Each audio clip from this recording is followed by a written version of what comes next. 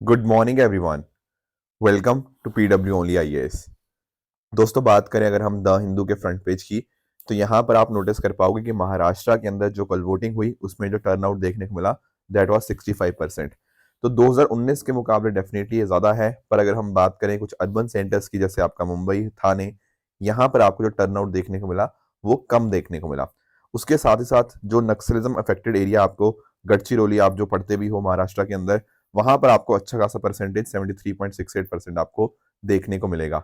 अब सैटरडे को इसकी वोटिंग होगी एंड फिर हमारे सामने रिजल्ट आएगा कि आखिर महाराष्ट्र में कौन जीता, झारखंड में कौन जीता, और भी जो बाकी आपके बॉय पोल्स हुए थे उनका रिजल्ट भी हमारे सामने सैटरडे को 23 नवंबर को आ जाएगा। हालांकि अगर हम बात करें दोस्तों एग्जिट पोल्स की, तो ज्यादातर एग्जिट पोल्स ने ये बताया है कि महाराष्ट्र के अंदर जो एनडीए है, बेसिकली रदरशुड से जो महायुति अलायंस है, उसको यहाँ पर आपको एक थोड़ी सी बढ़त देखने को मिल रही है। हालांकि कुछ एक पोल्स ने इसके अगेंस्ट भी बोला है। उसी तरह से झारखंड के अंदर भी सेम बात बोली गई है, जो एनडीए अलायंस है उसको एक एज है, पर यहाँ पर भी कुछ एक एग्जिट पोल्स का थोड़ा सा डिफरेंट मानना है। तो देखते हैं कौन सा एग्जिट पोल सही होता है, ये तो हमें 23 नवंबर को पता लग जाएगा। दोस्तों, डेट है आज की 21 नवंबर 2024 एंड आप सभी का स्वागत है आज के प्रीलिम बूस्टर न्यूज डिस्कशन में। पहला जो हमें टॉपिक डिस्कस करना है that is with regards to धुंधमरास। देखो, दरअसल में ना UNWTO that is United Nation World Trade Organization, इसके द्वारा ना एक तरह की लिस्ट निकाली जाती है बेस्ट टूरिज्म विलेज की। ये एक विलेज की बात नहीं कर रहा, मल्टीपल विलेजेस इनके द्वारा बेस्ट टूरिज्म विलेजेस चूज किए जाते हैं। उनमें से एक इन्होंने चूज किया है छत्तीसगढ़ का धुंधमरास। अब आप पूछोगे ऐसा क्या खास है इस पर्टिकुलर विलेज के अंदर कि इसको बेस्ट टूरिज्म विलेज की कैटेगरी में चूज किया गया है। पहली बात तो थोड़ा इसके बारे में डाल लो कि छत्तीसगढ़ के बस्तर डिस्ट्रिक्ट में आपको देखने को मिल जाएगा in the Kangar valley national park. तो बेसिकली यहाँ से एक कांगड़ रिवर जो है वो फ्लो करती है। काफी फॉरेस्ट भी है, घने जंगल है यहाँ पे, और नदी है। कहीं ना कहीं इको टूरिज्म डेस्टिनेशन अपने आप में बहुत इंपॉर्टेंट बन जाती है। साथ साथ आप यहाँ पे नोटिस कर पाओगे धुरवा ट्राइब जो है ना, जो बेसिकली गौंड ट्राइब का हिस्सा है, उनको यहाँ पे ट्रेन किया गया है कि वो एडवेंचर एक्टिविटीज को लीड करें एंड अकॉर्डिंगली प्रॉपर नेचर के अंदर होने की वजह से जहाँ बायोडाइवर्सिटी भी है, नेचुरल ब्यूटी भी है, ठीक है, ट्राइबल लाइफस्टाइल भी है, लोकल कुजीन हो गया, ट्राइबल हैंडीक्राफ्ट हो गया, जब इतना कोई रिच हो जाता है तो डेफिनेटली उसको यहाँ पे इस तरह से धुंधमरास को हमने चूज किया है as a best tourism village. अब ये जो इनिशिएटिव है किसका है? United Nation World Tourism Organization का ही, ठीक है। 2021 के अंदर इसको लॉन्च किया गया था। कुछ ऐसी डेस्टिनेशन को एज अ रूरल डेस्टिनेशन को चूज किया जाए जहां पर काफी अच्छे से सस्टेनेबल टूरिज्म प्रैक्टिस होती है। अब कुछ एलिजिबिलिटी क्राइटेरिया इनका रहता है, कम से कम वहां पे उस विलेज के अंदर 15,000 लोग रहने चाहिए। एट द सेम टाइम यहाँ पर कुछ ट्रेडिशनल एक्टिविटीज यहाँ पे होनी चाहिए, एग्रीकल्चर, फॉरेस्ट्री, राइट। एंड साथ साथ यहाँ पे कम्युनिटी वैल्यूज होनी चाहिए। एंड यहाँ पे जो यूएनडब्ल्यूटीओ की मेंबर स्टेट्स है ना, वो एप्लीकेशन सबमिट करें। अगर फिर उनको ये बाकी कंडीशंस लगती हैं तो उस हिसाब से उसको चूज कर लिया जाता है। तो अलग अलग क्राइटेरिया होते हैं सिलेक्शन क्राइटेरिया, जैसे कल्चर और नेचुरल सोर्सेज हो गया। ये याद नहीं करने आपको, बस आप गो थ्रू कर सकते हो कि अच्छा अलग अलग चीजें देखी जाती है, जैसे एनवायरमेंट प्रोटेक्शन हो गया, सोशल इंक्लूजन हो गया, इकोनॉमिक सस्टेनेबिलिटी हो गया, राइट। इस तरह से डिफरेंट डिफरेंट एरियाज के अंदर आपको ये सिलेक्शन क्राइटेरिया देखने को मिल जाता है। लास्ट में हम थोड़ा सा ना United Nation World Tourism Organization के बारे में थोड़ा सा अंडरस्टैंड कर लेते हैं। दरअसल में ये यूएन की ही संस्था है, ठीक है, जैसे नाम में ही आपको देखने को मिल जाएगा। तो ये यूएन की संस्था जिसका काम ये रहता है कि दुनिया भर के अंदर रिस्पॉन्सिबल टूरिज्म हम कैसे प्रमोट कर सकते हैं। मैड्रिड स्पेन के अंदर इसके आपको हेडक्वार्टर्स देखने को मिलते हैं। इसको स्टैब्लिश किया गया था 1975 के अंदर। भारत भी डेफिनेटली इसका मेंबर है एंड आज के समय इसको आपको 160 मेंबर स्टेट्स देखने को मिल जाएंगे, ठीक है। इसके अलावा बहुत सारे आपको एनजीओ, आपको और मेंबर्स इसके देखने को मिल जाते हैं, राइट। एंड यूएनडब्ल्यूटीओ तो चलो समझ लिया। इसके साथ ही साथ UNWTO tourism for rural development programme, ये जो बात है ना, ये यहाँ पे है रूरल कम्युनिटीज को एम्पावर करना, कैसे टूरिज्म के माध्यम से जो ग्रामीण क्षेत्र की कम्युनिटीज हैं उनको हम एम्पावर कर सकते हैं। आप खुद देखो ना, जहाँ पे टूरिज्म आता है उससे कहीं ना कहीं क्या होता है, रूरल कम्युनिटी को भी डेफिनेटली फायदा होता ही होता है। तो कोशिश ये होती है कि कैसे उनकी कैपेसिटी बिल्डिंग, उनके स्किल्स बेहतर किए जा पाए, ठीक है। अलग अलग पब्लिक और प्राइवेट सेक्टर के साथ पार्टनरशिप बिल्ड करी जाए, ये काम रहता है, या अदर शुड से ये पर्पस है यूएनडब्ल्यूटीओ के tourism for rural development programme का। नेक्स्ट आते हैं दूसरे टॉपिक पे, that is Bharat NCX. NCX का मीनिंग क्या है? देखो, एनसीएक्स का मीनिंग यहाँ पर है नेशनल साइबर सिक्योरिटी एक्सरसाइज। अब आप आजकल देख ही पा रहे हो कि किस तरह से काफी सारी समस्या साइबर सिक्योरिटी के रिगार्डिंग आ रही हैं, राइट। बहुत सारे साइबर फ्रॉड्स हो रहे हैं, साइबर अटैक्स हो रहे हैं, राइट। कितना हम उनके रिगार्डिंग हमारा जो इकोसिस्टम है, हमारा आईटी सिस्टम है, राइट, वो कितना हम प्रॉपरली प्रिपेयर्ड हैं उस चीज के लिए, प्रिपेयर्ड और हम कैसे रिस्पॉन्स करेंगे अगर कल को इस तरह का कोई साइबर अटैक हो जाता है, उसी के लिए एक्सरसाइज यहाँ पे कंडक्ट करी गई। एंड एक्चुअल में आप इंपॉर्टेंट रोल समझना, ये जो सेरेमनी थी ना, इसको दरअसल में ना national security council secretariat NSCS ने यहाँ पे ऑर्गेनाइज करवाया था। ये बेसिकली ना प्रधानमंत्री ऑफिस, प्राइम मिनिस्टर ऑफिस के अंतर्गत ही आपको NCSC आपको देखने को मिल जाती है, तो अपने आप में बहुत इंपॉर्टेंट बन जाती है। और NCSC का काम यही है कि किस तरह से हम अपनी पॉलिसीज को ऐसे डिजाइन कर पाए जो नेशनल सिक्योरिटी को यहाँ पे प्रायोरिटाइज करें। तो डेफिनेटली देखो, नेशनल सिक्योरिटी के अंदर हमारा जो साइबर सिक्योरिटी है वो बहुत इंपॉर्टेंट रोल प्ले कर जाता है, ठीक है। तो इसको यहाँ पे होल्ड किया जा रहा है नवंबर 18 से लेके 29 नवंबर तक ये पर्टिकुलर एक्सरसाइज है यहाँ पे चलेगी, जो कहीं ना कहीं भारत के साइबर सिक्योरिटी रेजिलियंस को एक तरह से दिखाएगी। तो 12 दिनों की एक्सरसाइज होगी, right. Plus at the same time यहाँ पर जो भारत के साइबर सिक्योरिटी प्रोफेशनल्स हैं, लीडरशिप है, इनको हम प्रिपेयर कर पाएंगे अलग अलग जो थ्रेट्स आज के समय देखने को मिल रहे हैं एंड कैसे उनके रिगार्डिंग डिसीजन मेकिंग करनी है, वो सारी चीजें यहाँ पे आपस में मिलजुल कर प्रिपेयर करी जाएंगी। इसके साथ ही आप नोटिस कर पाओगे प्रॉपर ट्रेनिंग होगी, ठीक है ना, साइबर डिफेंस के ऊपर। हमारा जो IT सिस्टम है, that is information technology system हो गया, आपका जो OT सिस्टम है, ऑपरेशनल टेक्नोलॉजी हो गया। जब कहीं ना कहीं साइबर अटैक्स होता है तो यहाँ पर इनके ऊपर इम्पैक्ट आता ही आता है।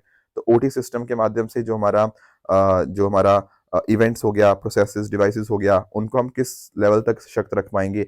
IT सिस्टम जो कहीं ना कहीं डेटा सेंट्रिक कंप्यूटिंग के लिए यूज होता है, उसके ऊपर क्या इम्पैक्ट आया है, राइट। तो वो कहीं ना कहीं तभी टैकल हो पाएगा जब हमारे प्रोफेशनल्स अच्छे से ट्रेन होंगे। इसके साथ साथ proper decision making, right, and साथ साथ जो हमारे चीफ इंफॉर्मेशन सिक्योरिटी ऑफिसर है, उनका एक कॉन्क्लेव इसके अंदर होगा, जहां पर आपके सरकार हो गया, पब्लिक सेक्टर, प्राइवेट सेक्टर, उनका रोल आपको देखने को मिल जाएगा। Plus at the same time Bharat के जो स्टार्टअप्स हैं, उन्होंने क्या क्या रोल प्ले किया है इस पर्टिकुलर सेक्टर के अंदर, वो भी यहाँ पे दर्शाया जाएगा। तो एक तरह से भारत को और सशक्त करने का एक ये तरीका आपको देखने को मिल जाता है। जैसा मैं आपको बता रहा था NCSC के बारे में, ये एक प्राइम मिनिस्टर ऑफिस के अंदर ही आपको एक यूनिट देखने को मिल जाएगा। इसको सेटअप किया गया था हमारे जो फॉर्मर प्राइम मिनिस्टर हैं श्री अटल बिहारी वाजपेयी जी 1998 के अंदर। एंड यहाँ पर इस बॉडी को, NCSC को, प्रधानमंत्री जी ही हेड करते हैं और उनके साथ साथ जो NSA होते हैं ना, नेशनल सिक्योरिटी एडवाइजर, वो उसके सेक्रेटरी की तरह यहाँ पे एक्ट करते हैं। पहली बार जो यहाँ पे 1998 में सेक्रेटरी थे वो कोई और नहीं, उस समय जो नेशनल सिक्योरिटी एडवाइजर थे ब्रजेश मिश्रा जी, वही यहाँ पे इसके आपको सेक्रेटरी देखने को मिल जाते थे, राइट। बाकी इसके अलावा कैसे आपस में मिलजुल कर काम करना है, ठीक है, proper strategy, proper direction and long term vision क्या होना चाहिए सरकार का in terms of national security, उसको यहाँ पे देखा जाता है अंडर NCSC। तो ये बात भी आपको पता होनी चाहिए। नेक्स्ट दोस्तों हमारा टॉपिक है GRAI के बारे में, grievance redressal assessment and index 2023। Grievance क्या होता है? ग्रीवांस का मीनिंग होता है आपकी शिकायत, ठीक है। आपकी शिकायत है, राइट। जैसे मान लो, जैसे हम कंज्यूमर्स हैं, रदर इशूड से हम जैसे हम सरकार के पास जाते हैं कोई भी डॉक्यूमेंट बनाने, कोई भी इस तरह से हमारे अलग अलग डिपार्टमेंट से कुछ ना कुछ काम पड़ता रहता है, राइट। कई बार हम उनकी सर्विस से खुश नहीं होते या कुछ शिकायतें होती हैं, उन शिकायतों का किस तरह से निपटारा कितनी जल्दी हो रहा है, राइट, क्या प्रॉपर ढंग में हो रहा है या नहीं हो रहा, वो है आपका ग्रीवांस रिड्रेसल। हमारी जो गवर्नेंस होता है ना, गवर्नेंस कितने बढ़िया ढंग से कर रही है, उसमें एक बहुत इंपॉर्टेंट कंपोनेंट बन जाता है ग्रीवांस रिड्रेसल का। तो यहाँ पर ये जो आपका department of administrative reforms and public grievances, ये DARPG जो डिपार्टमेंट है ना, जो कि आपकी ministry of personnel public grievance and pension के अंतर्गत आता है, उसके द्वारा यहाँ पर इंडेक्स डिजाइन किया जाता है। पिछली बार इसका पहला एडिशन था GRAI, जब 2022 को रिलीज किया गया था पिछले साल। अब इसका सेकंड एडिशन हमारे सामने आ चुका है एंड इस सेकंड एडिशन के हिसाब से क्या हुआ है, जो पिछले एक साल का यानी कि जनवरी से लेकर दिसंबर 2023 का डेटा यहाँ पे इस्तेमाल किया गया। ये डेटा पता हमें कहाँ से मिला? ये CP ग्राम्स नहीं है, जो centralise public grievance redressal and management system है, एक सेंट्रलाइज सिस्टम हमने बना रखा है। उस CP ग्राम्स के माध्यम से बेसिकली हमने यहाँ पे ये डेटा निकाला। दरअसल में CP ग्राम्स क्या है, यहाँ पर ना कोई भी आपको शिकायत होती है तो सिटीजन 24/7 इस पर्टिकुलर ऑनलाइन प्लेटफॉर्म के ऊपर जाकर अपनी शिकायत दर्ज करा सकते हैं।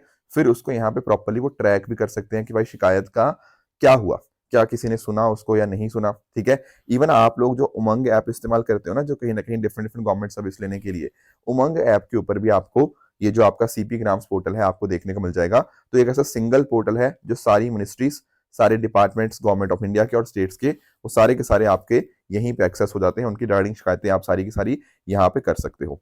तो दरअसल में ये जो आपका GRAI grievance redressal assessment index बनाया गया था, हमारी ministry of personnel public grievance and pension की जो पार्लियामेंट्री स्टैंडिंग कमेटी ना, उसने रिकमेंड किया था कि ऐसा इंडेक्स होना चाहिए एंड अकॉर्डिंगली हमने यहाँ पे इसको बनाया भी है। तो देश की अलग अलग जो 89 सेंट्रल मिनिस्ट्रीज एंड डिपार्टमेंट्स, उनको असेस किया जाता है, ठीक है ना। तो इस तरह से जो हॉरिजॉन्टल और वर्टिकल एनालिसिस उनका किया जाता है एंड देखा जाता है कि किस तरह से प्रॉपर शिकायतों का निपटारा हो रहा है या नहीं हो रहा। तो आज के समय अगर हम बात करें तो ऐसा देखा गया कि 89 मिनिस्ट्रीज एंड डिपार्टमेंट्स में से ना 85 ने अपने ग्रीवांस रिड्रेसल असेसमेंट इंडेक्स के स्कोर के अंदर बेहतरी करी है, तो यानी कि उन्होंने इंप्रूव किया है, राइट। इसके साथ ही साथ 10% मिनिस्ट्रीज ने यहाँ पे 50% ग्रोथ दिखाई है, मोर देन 50% बेसिकली, और 28% ने 25 से 50% ग्रोथ यहाँ पे दिखाई है। और ज्यादातर जो मिनिस्ट्री थी उनकी ग्रोथ थी थोड़ी सी थी 0 से 25% के बीच में। तो ये कुछ बातें थी आपको पता होनी चाहिए। बाकी सीपी ग्राम्स क्या था ये तो मैंने आपको एक्सप्लेन कर ही दिया है। अगला दोस्तों हमारा टॉपिक है 56th tiger reserve of the country. दोस्तों देश में ना अभी तक कितने टाइगर रिजर्व थे? 55, ठीक है। और अगर हम बात करें ना इन टाइगर रिजर्व्स की, तो आप नोटिस कर पाओगे कि इंडिया में जो सबसे ज्यादा आपको टाइगर रिजर्व देखने को मिलते हैं वो मध्य प्रदेश के अंदर है, वो है 11, ठीक है। तो अब एक इसमें नया एक ऐड हो गया है, तो 56 टाइगर रिजर्व हो गए हैं। तो ये कहां पे ऐड हुआ है? ये आपका हुआ है छत्तीसगढ़ के अंदर, ठीक है। क्या नाम है इसका? गुरु घासीदास तैमूर पिंगला टाइगर रिजर्व। तो इस तरह से इंडिया के अब टोटल 56 टाइगर रिजर्व हो जाएंगे। मैक्सिमम अभी भी किसमें है? आपके मध्य प्रदेश के अंदर ही। ये जो दरअसल में टाइगर रिजर्व है ना, ये है तो आपका छत्तीसगढ़ के अंदर ही, पर इसकी बॉर्डर जो टच होती है मध्य प्रदेश और झारखंड के साथ टच होती है। ये आपको छोटा नागपुर प्लेट्यू के अंदर देखने को मिल जाएगा मेजरली, एंड थोड़ा सा हिस्सा इसका बघेलखंड प्लेट्यू के अंदर भी आपको देखने को मिल जाता है।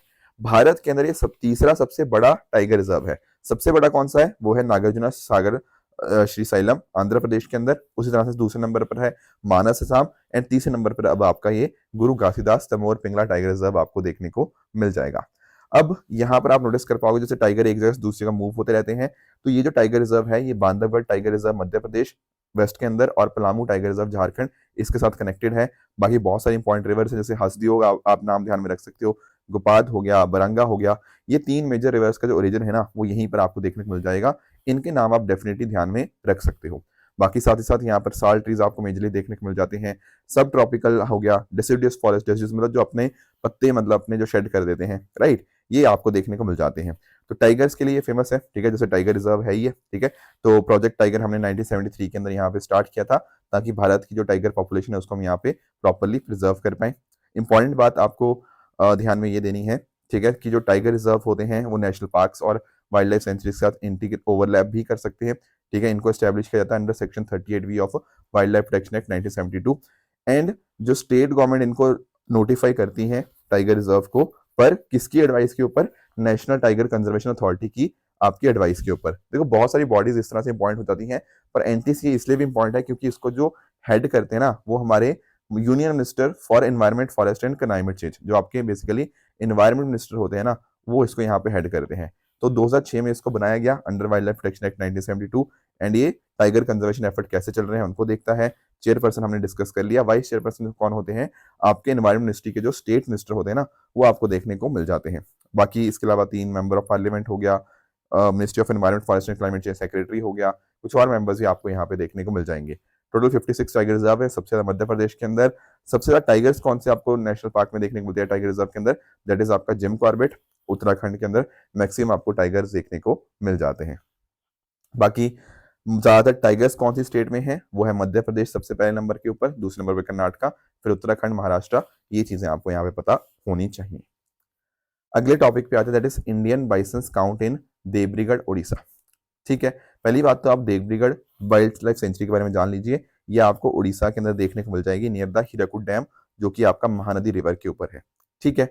अब यहाँ पर आपको ड्राई डेसिडस मिस्ट फॉरेस्ट देखने को मिल जाते हैं। उस तरह से जो इंडियन बाइसन है, गौर है, उसकी अच्छी खासी पॉपुलेशन है। इंडियन लेपर्ड हो गया, 4 हॉर्न एंटीलोप हो गया, ये मेजर आपको वाइल्ड लाइफ स्पीशीज देखने को मिल जाएंगी।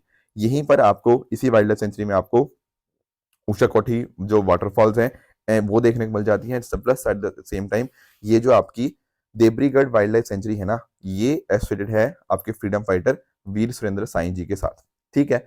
अब थोड़ा सा हम देखते हैं कि हम बात क्यों कर रहे हैं इस पर्टिकुलर सेंचुरी की।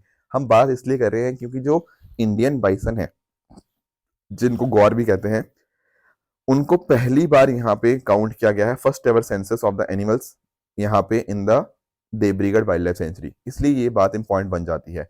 थोड़ा सा इनके बारे में जानने की कोशिश करें, जैसा कि आप पिक्चर में देख भी पा रहे होंगे, दिस इज इंडियन बाइसन और गौर। अब यहाँ पर इनके बारे में थोड़ी सी अलग चीज आप नोटिस करोगे। जैसे पहली बात तो ये है कि ये बुवाइन ही है। बुवाइन मतलब जो काउस के साथ यहाँ पे कनेक्टेड होते हैं, ठीक है, पर अपने आप में बड़े ही मैसिव हो जाते हैं। कैसे? अरे अगर इनका आप वेट नोटिस करोगे ना, तो इनका वेट 1500 किलो तक का हो सकता है। प्लस इनकी जो हाइट होती है वो लगभग 6.5 फीट टॉल आपको देखने को मिल जाएगी। समझे इस बात को? तो अपने आप में बहुत ही मैसिव होते हैं। इसके साथ ही इनका ना गौर को पहचानने का तरीका बहुत ही आसान है। दरअसल में क्या होता है, इनके ना बॉडी के ऊपर डार्क ब्राउन और या ब्लैक कलर का कोटिंग होती है। Plus at the same time अगर इनके फोरहेड्स की बात करें तो यहाँ पर आपको लाइट कलर का कोई पैच आपको देखने को मिल जाएगा, हल्का व्हाइटिश हो सकता है, ठीक है। और इनके जो हॉर्न्स होते हैं ये इस तरह से कर्व होते हैं, देखो कर्व हॉर्न है यहाँ पे। समझे इस बात को? लंबे हॉर्न्स होते हैं और कर्व्ड भी होते हैं, तो ये होते हैं गॉर्स, ठीक है। और साथ साथ आप नोटिस कर पाओगे this are tallest wild cattle species in the world. ये आपको South Asia, South East Asia में देखने को मिल जाएंगी, पर ज्यादातर जो पॉपुलेशन है वो आपको भारत के अंदर ही देखने को मिल जाती है। ये साथ में मिलजुल कर रहते हैं एंड नॉर्मली इनका एक बड़ा सा ग्रुप होता है 25-30 लोगों का, ठीक है ना। एंड आईयूसीएन स्टेटस की बात करें तो आपको वल्नरेबल देखने को मिल जाएगा। बाकी वाइल्ड लाइफ प्रोटेक्शन एक्ट के अंदर आपको शेड्यूल 1 के अंतर्गत आपको ये देखने को मिल जाएंगे। इसके साथ ही साथ अगर हम बात करें, ठीक है, तो यहाँ पर ये मेजरली कौन से एरियाज में देखने को मिलता है जहां पर अच्छे खासे फूड सोर्सेज होते हैं, जैसे ग्रास, बैम्बू हो गया, ठीक है, फ्रूट बेरिंग प्लांट्स हो गया, राइट। इंपॉर्टेंट बात आपको ये ध्यान में ये देनी है कि ये आपको 6000 फीट के ऊपर जो आपका हिमालयन रीजन है ना, वहां पर आपको देखने को नहीं मिलते। तो यानी कि एवरग्रीन में दिख रहेंगे, मॉइस्ट डेसिडुअस में दिख जाएंगे, और इसी तरह से ड्राई डेसिडुअस में भी सर्वाइव कर जाते हैं। पर ज्यादा हाइट जैसे फॉर एग्जांपल हिमालयन रीजन अब द 6000 फीट, वहां पर आपको ये नहीं दिखते हैं। ये बात आप लोगों को डेफिनेटली पता होनी चाहिए। अगला दोस्तों हमारा टॉपिक है सस्टेनेबल ट्रेड इंडेक्स 2024 के बारे में। देखो जब इस तरह के इंडेक्स आता है, पहली बात तो पता होनी चाहिए कि कौन उसको रिलीज करता है। पर यहाँ पर आपको वो भी इतनी चिंता करने की जरूरत नहीं है, क्योंकि ये कोई यूएन की संस्था या ऐसा कुछ रिलीज नहीं करती। इसको डेवलप किया जाता है बाय हिनरिच फाउंडेशन एंड आईएमडी। अब ये क्या है? देखो हिनरिच फाउंडेशन जो है ना, वो एक तरह की फिलांथ्रोपिक ऑर्गेनाइजेशन है जो लोगों की भलाई के लिए काम करती है, ठीक है। और यहाँ पे फोकस पता क्या होता है? फोकस रहता है इनका ट्रेड के ऊपर, कि ट्रेड किस तरह से आम लोगों को कहीं ना कहीं बेनिफिट कर रहा है, वो हिंद्रिक फाउंडेशन यहाँ पे देखती है। और जो आईएमडी की बात कर रहे हैं, ये कुछ नहीं है, ये आपका जैसे एक बी स्कूल होता है ना, वो है, ठीक है। बेसिकली यहाँ पे आप एमबीए जाके कर सकते हो। IMD is nothing but international institute for management development, ठीक है। ये स्विट्जरलैंड के अंदर आपको लोकेटेड देखने को मिल जाएगा, इसके कैंपस जो है। अब इन्होंने पता क्या बताया? इन्होंने बताया कि यार जब हम बात करें सस्टेनेबल ट्रेड की, सस्टेनेबल ट्रेड में क्या होगा कि भाई एक तो देश की इकोनॉमिक ग्रोथ होनी चाहिए ट्रेड के साथ, plus at the same time society अच्छे से एडवांस करनी चाहिए एंड एनवायरनमेंट का ध्यान रखा जाना चाहिए। तो उन्होंने इस हिसाब से रैंकिंग दी है, जिसमें न्यूजीलैंड, यूके, ऑस्ट्रेलिया, सिंगापुर ये टॉप के ऊपर आए हैं। और भारत की अगर हम बात करें, भारत का रैंक आया है 23rd। अब भारत की अगर हम बात करते हैं, आप पूछेंगे भारत के अंदर क्या बढ़िया था क्या खराब था। देखो हमारी इकोनॉमिक ग्रोथ तो बढ़िया थी। इकोनॉमिक ग्रोथ क्यों बढ़िया थी? क्योंकि हम दुनिया की सबसे 5वीं लार्जेस्ट इकोनॉमी देखने को मिल जाते हैं, तो बहुत अच्छी बात है। पर जो स्कोर हमारे खराब आए ना, एक तो सोसाइटल स्कोर तो बहुत ही ज्यादा खराब आया है। देखो आप नोटिस कर पाओगे हम ट्रेड अच्छा खासा कर रहे हैं, पर गरीबी, जेंडर इनइक्वालिटी, ठीक है ना, सोशल डिस्पैरिटी हो गया, ये सब अभी भी कहीं ना कहीं हमारे यहाँ पे प्रोग्रेस को रोक रही हैं। उसी तरह से अगर हम बात करें एनवायरमेंट स्कोर की, ठीक ठाक स्कोर है, बहुत अच्छा स्कोर नहीं है। अच्छा स्कोर इसलिए नहीं है क्योंकि आप नोटिस कर पाओगे कि एयर पोल्यूशन हो गया, डिफॉरेस्टेशन हो गया, हमारी इन्वायरमेंट पॉलिसीज अभी उतनी बढ़िया नहीं बन पाई हैं। तो ये सब कारणों की वजह से हम लोग ना सोसाइटल स्कोर और एनवायरमेंट स्कोर के अंदर उतना अच्छा परफॉर्म नहीं कर रहे, पर इकोनॉमिक स्कोर के अंदर हमने अच्छा परफॉर्म किया है। बाकी कंट्रीज जो तीनों में अच्छा कर रही हैं, डेफिनेटली वो टॉप के ऊपर आपको देखने को मिल जाती हैं। तो यानी कि 3 एस्पेक्ट्स हैं इसके, इकोनॉमिक भी, सोसाइटल भी और एनवायरमेंटल भी। तो इसी तरह से हम अगर पॉलिसीज बनाएंगे तो डेफिनेटली हर एंगल को हम यहाँ पे, हर स्टेक होल्डर को हम यहाँ पे देख पाएंगे। ये था सस्टेनेबल ट्रेड इंडेक्स 2024। अब चल लेते हैं अपने एमसीक्यूज की तरफ। आज के आपके होमवर्क 3 क्वेश्चंस रहेंगे। दिस इज क्वेश्चन नंबर 1, ठीक है। इनमें से कौन सी बॉडी कॉन्स्टिट्यूशन के अंदर नहीं पाई जाती, आपको मुझे बताना है। दिस इज क्वेश्चन नंबर 2 कि कॉन्स्टिट्यूशनल गवर्नमेंट क्या होता है, ध्यान से पढ़िएगा इस क्वेश्चन को। And question number 3 is with regards to Bharatiya Antariksh station. तीनों क्वेश्चन आप पढ़िएगा एंड बताइएगा तीनों में से सही आंसर कौन सा किसका है, राइट। कल मैंने होमवर्क दिया था ना कि रेयर अर्थ मेटल्स की रिगार्डिंग शॉर्ट सप्लाई के रिगार्डिंग एक कंसर्न है, उसके क्या रीजंस हो सकते हैं। देखो बहुत ही आसान है, आप इस ना स्टेटमेंट्स को पढ़ो। जैसे फॉर एग्जांपल आप स्टेटमेंट 2 को पढ़ो, यहाँ पे कह रहा है कि भाई चाइना, ऑस्ट्रेलिया, कनाडा और चिली, इनको छोड़ के ना कहीं पर भी और यहाँ पे ये नहीं पाए जाते। अरे क्यों भाई, ये बहुत ही एक्सट्रीम स्टेटमेंट है, भारत में भी तो पाए जाते हैं। तो आपको थोड़ा बहुत आइडिया होता और इतनी एक्सट्रीम स्टेटमेंट होती तो आप आराम से इस क्वेश्चन को एलिमिनेट कर सकते थे, इस स्टेटमेंट को। तो सेकंड आंसर बिल्कुल गलत है। बाकी इसके अलावा अगर हम बात करें, चाइना लार्जेस्ट प्रोड्यूसर है, बिल्कुल एंड उन्होंने कुछ रिस्ट्रिक्शन भी लगा रखी हैं, ये बिल्कुल सही बात है। और रेयर अर्थ मेटल्स को आप अलग अलग जगह पे इस्तेमाल कर सकते हो, ये भी अपने आप में बिल्कुल करेक्ट है। तो पहला और तीसरा यहाँ पे बिल्कुल सही आंसर हमें देखने को मिल जाएगा। काफी आसान क्वेश्चन था, अगर आप थोड़ा लॉजिक के साथ ऐसे क्वेश्चन को सॉल्व करने की कोशिश करोगे। दूसरा क्वेश्चन मैंने आपसे पूछा था कि भाई स्टेट क्या होता है। देखो जब हम बात करते हैं स्टेट की, स्टेट में होने चाहिए चार करेक्टरिस्टिक्स। क्या चार करेक्टरिस्टिक्स?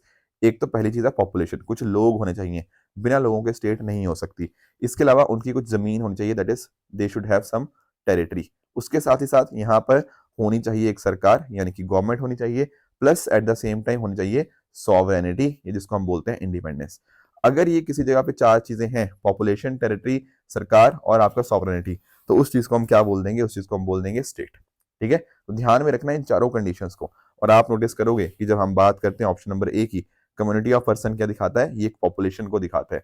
टेरिटरी वर्ड भी मुझे यहाँ पे दिख गया, यार यहाँ पे लिखा है इंडिपेंडेंट ऑफ एक्सटर्नल कंट्रोल, ये और कुछ नहीं है, सॉवरेनिटी को ही बोलते हैं। एंड कहीं ना कहीं यहाँ पे ऑर्गेनाइज गवर्नमेंट होती है। तो option number A will be the correct answer. ये बात आपको पता होनी चाहिए कि अगर ऐसे फंडामेंटल क्वेश्चन यूपीएससी पूछता है। एक और मैंने आपको होमवर्क दिया था कल कि यूएस इलेक्टोरल कॉलेज के बारे में आप बताइएगा थोड़ा सा मुझे। देखो यूएस इलेक्टोरल कॉलेज अभी हमने देखा भी किस तरह से ट्रंप वहां पे जीते, राइट। अब यहाँ पे होता पता क्या है, यहाँ पे आप नोटिस करना कि जो प्रेसिडेंट को इलेक्ट किया जाता है वो यहाँ पर नेशन वाइड पॉपुलर वोट के माध्यम से नहीं किया जाता। मैं आपको एक्सप्लेन करता हूँ। देखो जो यूएस का इलेक्टोरल कॉलेज होता है ना, वो पॉपुलर वोट को पूरी तरह से रिप्रेजेंट नहीं करता। होता क्या है, यहाँ पर इलेक्टर्स होते हैं जो कि स्टेट के पॉपुलर वोट्स के हिसाब से चूज किए जाते हैं, एंड वो फिर राष्ट्रपति को चूज करते हैं। इसलिए स्टेटमेंट माना गलत हो जाएगा। आप लोगों ने कॉन्सेप्ट भी सुना होगा विनर टेक्स ऑल का, ठीक है, कि मान लो अगर ट्रंप एक कोई स्टेट जीत गए, मतलब as in लर्दर I should say, कि वहां पे आपको जो इलेक्टर्स होते हैं, ठीक है, अगर वो जीत जाते हैं तो पूरे पूरे स्टेट के जो होंगे वो सारे वोट्स उस पर्सन को चले जाएंगे।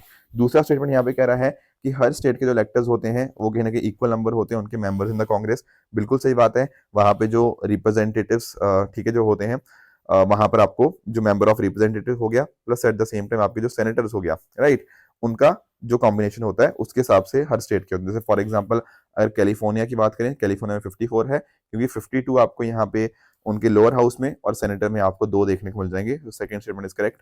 थर्ड कह रहा है जो यूएस प्रेसिडेंशियल इलेक्शन का जो विनर होता है वो केवल और केवल इस बात से डिटरमिन होता है कि किसकी पॉपुलर वोट के अंदर मेजोरिटी है। मैंने अभी तो आपको बताया कि होता क्या है कि 538 इलेक्टोरल कॉलेज में होते हैं, वोट्स होते हैं बेसिकली, उसमें से आपको 270 चाहिए होते हैं, ठीक है ना।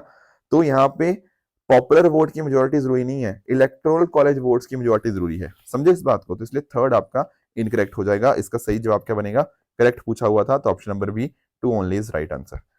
अब बात करें दोस्तों ट्रू एंड फॉल्स स्टेटमेंट की, तो ये आई थिंक कल का होमवर्क था, ठीक है। तो कल का होमवर्क क्या था? एक तो था जी ट्वेंटी को 1999 के अंदर फाउंड किया गया था, ये आपकी बात बिल्कुल करेक्ट है, ठीक है। कैग की दोस्तों अगर हम बात करते हैं तो 4 साल की नहीं बल्कि 6 साल के लिए ये अपनी पोजीशन को होल्ड करते हैं। Second is incorrect. Red headed vulture का जो आईयूसीएन स्टेटस है दैट इज क्रिटिकली एंडेंजर्ड, ये भी आपका इनकरेक्ट बन जाएगा। आज के होमवर्क की बात करें तो यहाँ पर आपके सामने 3 स्टेटमेंट्स हैं, इनमें से बताइएगा कौन सा सही है कौन सा गलत है, ठीक है। तो ये थी दोस्तों आज की डिस्कशन। इस तरह से आप भी अपने एंड पे हार्डवर्क करते रहिए। Thank you so much for joining. All the very best.